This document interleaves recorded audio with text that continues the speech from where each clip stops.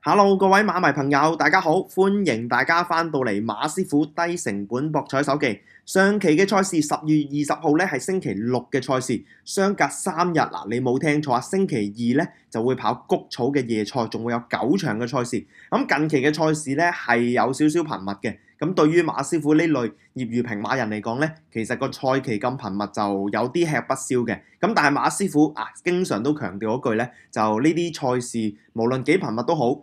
冇人叫你次次都要跑啊，冇人叫你場場都要賭噶嘛。最緊要都係4個字，娛樂至上。咁揀一啲自己有心水嘅場次，揀一啲直播嘅場次咧，先至去玩。咁賭馬咧，先至可以持續咁去玩啦。咁同埋玩得開心嘅。咁上期咧我就擺低咗一條嘅心水片。咁大家都知啦，我就中意嗰隻第3場嘅藤黃區冷門嚟嘅。咁賽前咧，大家問我有冇信心咧，我同大家講有信心嘅。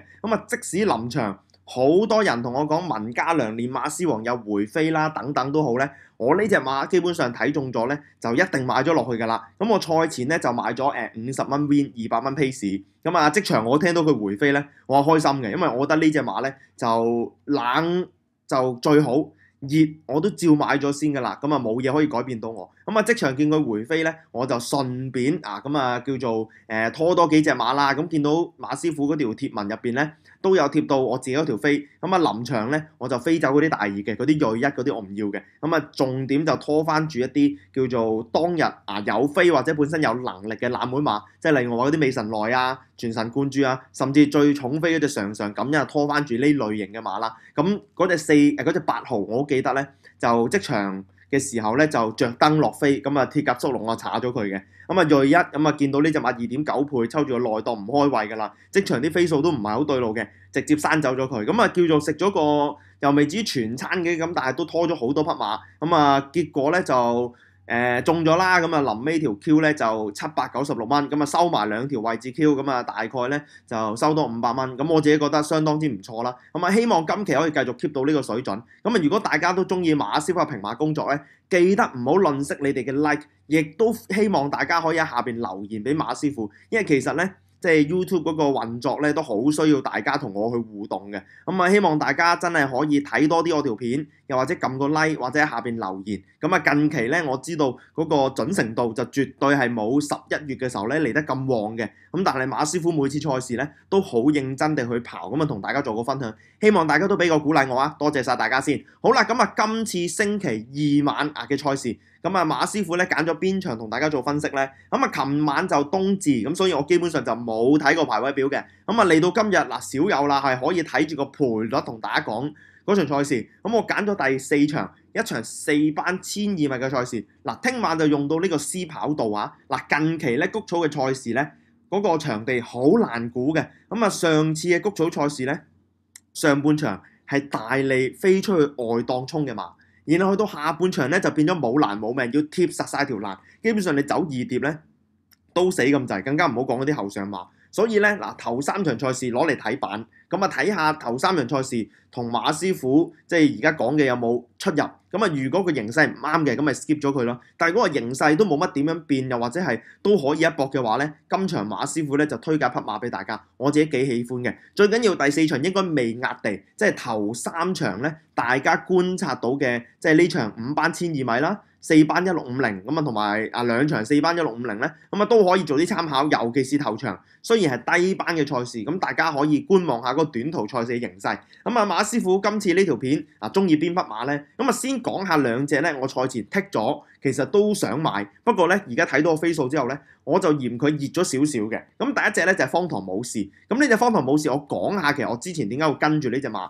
我點樣都會拖翻住佢嘅。呢隻7歲馬咧，我覺得方嘉柏今年其實養得幾有心機，長期狀態都偏好嘅。最緊要係164嗰場賽事，嗰日田草咧，我覺得呢隻馬喺成組入邊咧，佢嗰個追勢咧係相當之好啊！即係嗰個唔好話追勢咧，即係佢嘅走勢好好。點解咧？因為其實嗰日咧係好利後上嘅，嗰啲線路滿貫啊，嗰啲喺大外檔冚上嚟咧，即係如飛殺上。反而邊啲馬你要留意咧，就係走住條內欄，傾向不利場地，仲要係前置馬。如果你望呢一組咧164咧，其實前置馬表現咧，即係關鍵所在。跑完呢場賽事再出係贏到嘅。而呢隻晒冷咧喺季內亦都係長期穩定嘅一匹馬咧。咁如果係咁樣去稱咧，我啊覺得呢一隻方唐武士，如果佢落翻去4班跑咧，其實絕對有得揀。咁我上次其實12月14號嗰次賽事咧，我都有買到10蚊 pace 俾呢一隻嘅方唐武士入直路，我一路以為係可以噶啦，但係大家望一望呢一組都係冚晒嘅，而呢隻方唐武士某程度上都係前置馬跑得最好嗰匹馬嚟嘅。咁佢既然都彈得甩日馳千里，咁啊又彈得甩金牌活力，咁其實呢啲馬咧本身喺3班谷草1200米咧都係會受追捧嘅馬。咁佢落到嚟4班，其實呢隻方唐武士我估級數咧又可能賺到啲嘅。咁啊配埋黃志雲，不過第一就落班換牌仔，第二咧就變咗做熱門，咁我就拖翻佢做腳先。咁啊另外一隻咧，我估大家都會留意住就係紅前道啦。咁啊呢隻馬繼續潘頓騎，咁啊上輪賽事咁啊潘頓其實發揮得一絕㗎啦，嗰晚又係冚晒嘅。所以呢兩匹馬咧，其實都係喺當晚上一次賽事咧，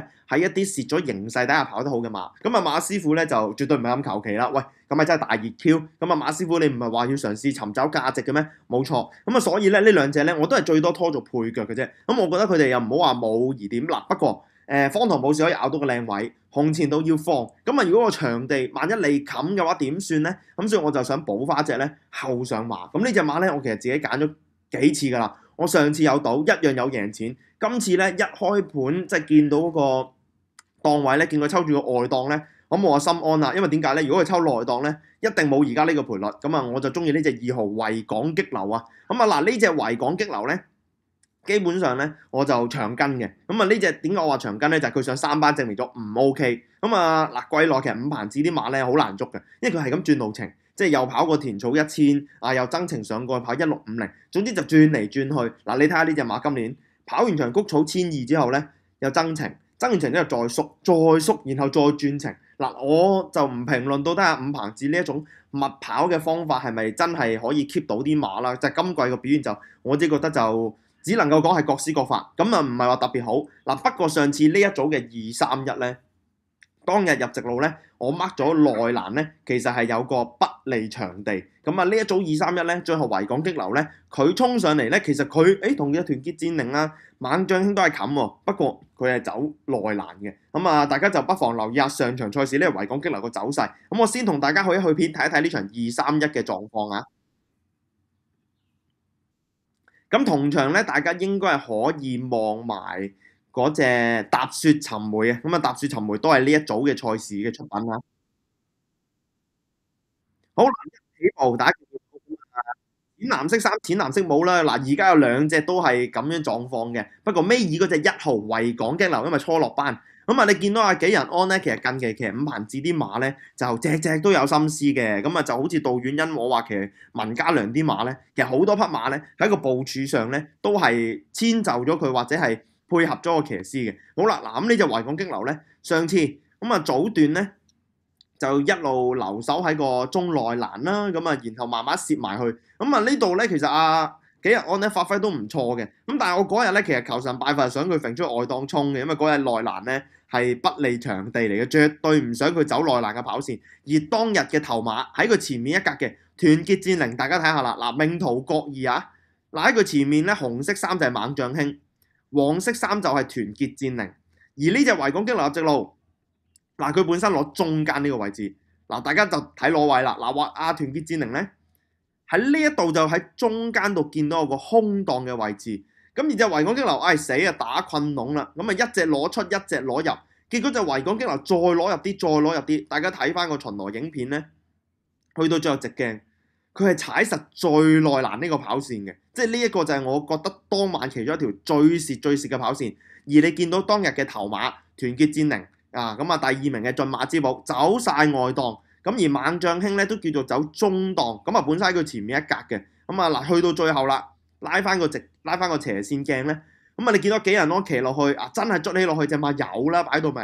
咁但係喺條減速帶上面咧，最後就只能夠影到個第3啦。咁啊馬師傅上賽事咧，你申報線有中嘅，咁啊呢個29個半嘅 pace 咧，我自己有買。咁所以我覺得呢隻維港激流咧就值得再試一次，因為其實呢隻馬喺4班咧，佢個水準咧，我認為都相對穩定嘅。而你望呢一組，首先可能係一啲你要搏佢反底嘅馬，或者係突然間現真身嘅馬，嗰啲雪卡福星海洋帝君未必有太多嘢睇到。咁啊，翠湖烈風上次咧贏完之後，咁啊嗱上次就內檔啦，咁啊今日賽事俾個12檔佢咧，咁啊唔知何言呢啲馬咁樣冷爆完重飛一輪咧，仲要唔要？咁至於踏雪尋梅，其實喺頭先條片咧都係同一場賽事，嗱佢就走大外檔。然後咧就走一個偏有利嘅場地，咁啊一齊追得好。咁啊如果你話呢場賽事一隻10檔，一隻8檔嘅話咧，我就要翻隻維港激流啦。最主要原因咧，維港激流佢有個 class 喺度，呢隻馬本身其實喺3班咧上到去，好多人有憧憬嘅。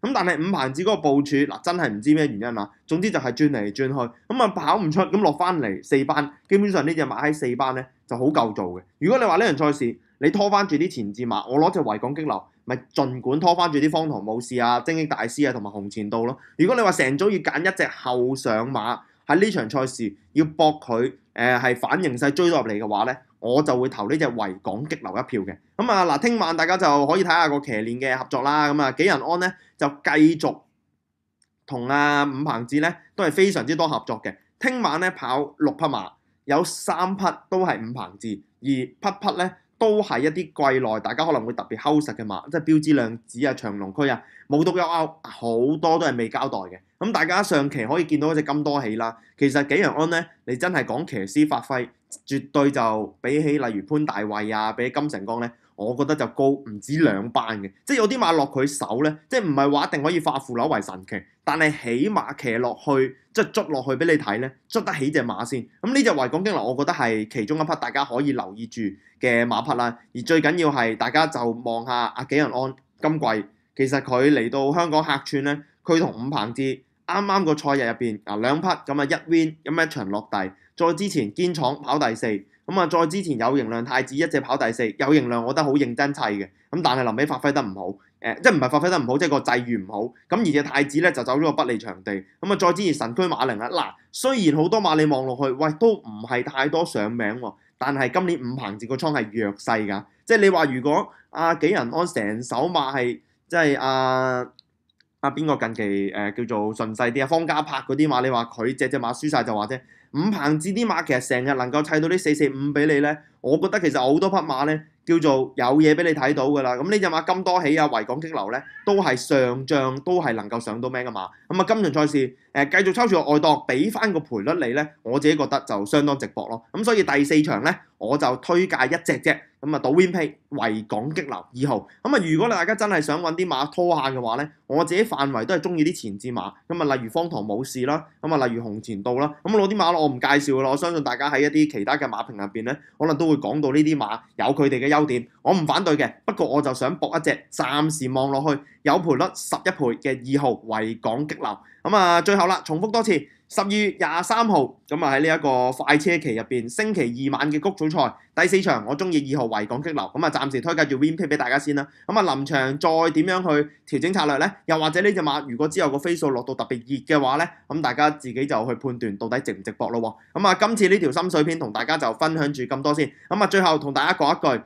聖誕快樂，祝大家有一個愉快嘅聖誕，拜拜。